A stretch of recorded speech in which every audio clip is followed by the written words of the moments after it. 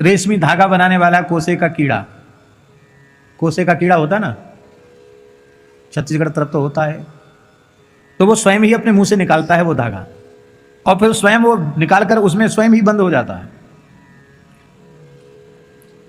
ऐसे ही कोसे के पाट कीट की तरह, कोसे के कीड़े की तरह ये सारा ताना बाना विषयी जीव ने खुद बुना है, और बुन करके खुद ही इसमें बंद हो गया। कभी विरक्त नहीं हो पाता, मोह ममता का त्याग नहीं कर पाता, बार बार कहता है यह मेरा कुटुंब है, भला इसको मैं कैसे छोड़ सकता हूं, मैं ही तो इसका सर्वे सर्वा हूं, मैं ना होऊंगा तो इन बेचारों का क्या होगा। अरे भैया ठीक है, आज मर के देख लो, इनका कुछ बिगड़ जाए तो। कोई सोचे कि हम हैं तो सब हैं, नहीं तो कुछ नहीं होगा। मर के देख लो, कोई काम रुक जाए तो। कोई काम रुकने वाला नहीं है। पर प्रहलाद जी कहते हैं वो ऐसे अपने ऊपर सारा भार ले लेता है, कहता है भाई ओ भाई, हम तो, हमारे द्वारा ही ये सब हो रहा है, नहीं तो कैसे होगा, क्या होगा। ऐसी स्थिति उसकी हो जाती है। और कुटुंब पोषाय वियन निजायुर न बुद्ध्य तीर्थम विहित प्रमत्तः, इतना मतवाला हो जाता है कि कुटुंब के भरण पोषण में ही अपनी अमूल्य मानव जन्म की आयु को व्यर्थ में गंवा देता है, नष्ट कर देता है। मनुष्य जीवन के वास्तविक उद्देश्य को भूल जाता है, इतना प्रमाद करता है कि उसके प्रमाद की कोई सीमा नहीं रह जाती है, और फिर भगवान से दूर होता चला जाता है। दैहिक, दैविक, भौतिक तीनों प्रकार के ताप उसके हृदय को जलाते चले जाते हैं। लेकिन आश्चर्य की बात है, निर्विद्यते निर्विद्यते न स्वकुटुंब रामा, इतनी विपत्ति भोगने के बाद भी उसके मन में संसार से वैराग्य नहीं होता। हमारे महाराज जी, भक्तमाली जी महाराज कहते थे, एक महात्मा भिक्षा करने जा रहे थे, एक बड़े बूढ़े घर के दरवाजे पे बैठ के रो रहे थे। महात्मा को दया आ गई, वृद्ध व्यक्ति रो रहा है तो महात्मा तो दयालु होते ही हैं, उनको दया आ गई। बोले आप क्यों रो रहे हैं? अरे बोले बाबा अपना काम करो, आगे चले जाओ, हमारे रोने का कारण मत पूछो। क्यों भाई, हमें बड़ी दया आ रही है, क्यों रो रहे हो? अरे बोले बाबा संसार में मनुष्य पैदा होता रोने के लिए, आपको क्या पता, जन्म से ही रो रहे हैं, पैदा हुए तब भी रोए थे, और फिर पढ़े लिखे मास्टर ने मार पिटाई करी तब रोए, फिर ब्याह के लिए रोए, ब्याह के बाद संतान हो जाए इसलिए रोए, संतान भी हमारे बड़ी देर से भई। अब क्यों रो रहे हो? बोले अब संतान हो गई इसलिए रो रहे हैं। अरे कहे महाराज एक ही लड़का है, खेती पाती व्यापार धंधा सब लड़के को सौंप दिया है, लड़के का ब्याह भी कर दिया, सब काम वही संभालता है। लड़का और बहू दोनों हमारे दुश्मन हो रहे हैं, जानी दुश्मन। कहते तुम हो किस मतलब के, काहे काहे करते रहते हो, राम राम करो। बाबा बोले ठीक तो कहते राम राम करो। अरे बोले भाई घर में कुछ नुकसान होता हमसे देखा नहीं जाता है, हमने सब इकट्ठा किया, सब संभाला हमने।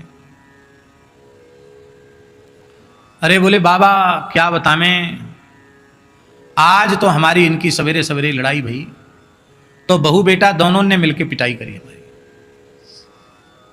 और कहा निकल जाओ घर से। अब दरवाजे पे बैठे बुढ़ापे में कहाँ जाएं, इसलिए रो रहे हैं। महाराज जी कहते थे कि बाबा को दया आई, बोले चलो हमारी कुटिया पे चलो, एक झोपड़ा में रह जाना, एक फूस की कुटिया खाली है उसमें रह जाना, कुछ बने तो झाड़ू बुहारू लगा देना, रोटी मांगने हम जाते ही, 2-4 रोटी तुमको भी दे देंगे, कोई बात नहीं, चलो। इतना सुनते ही वो बुढ़ा बोला अरे हम कोई भूखे नंगे घर के हैं जो घर छोड़ के चले जाएं बाबा जी के यहाँ?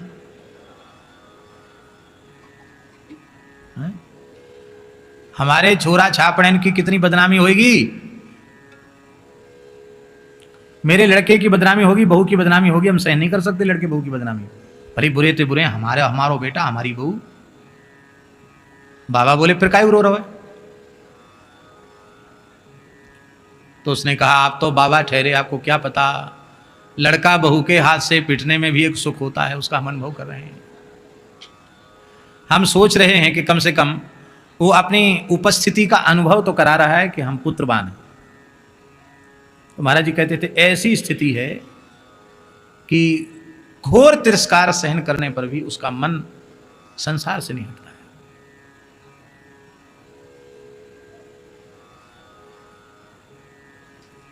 हमारे अयोध्या के महान संत परम श्रद्धे आचार्य श्री कृपाशंकर जी महाराज, वे कहा करते थे, संसार तुम्हें ठुकरावे और फिर तुम्हें अयोध्या वृंदावन चित्रकूट जाना पड़े, ये बहुत मूर्खता की बात है। क्या इज्जत रही तुम्हारी? वे तुम्हें ठोकर मारें उसके पहले तुम ठोकर मार के चल पड़ो। ठोकर मार के चल पड़ने का अर्थ है राजी राजी से चले आओ। लाभ क्या होगा उससे? लाभ यह होगा कि उनको धाम के प्रति आसक्ति बढ़ेगी। भाई आप अपने बुढ़ापे में धाम वास करोगे, गौ ब्राह्मण संतों की सेवा करोगे, ब्रजवासियों की सेवा करोगे, तो आपके पुत्र याद तो करेंगे कि हमारे पिताजी ने अपना आखिरी समय कहाँ बिताया था? वृंदावन में बिताया था, गिरिराज जी में बिताया था। नाती पोते भी आएंगे, उनको भी संस्कार पड़ेंगे।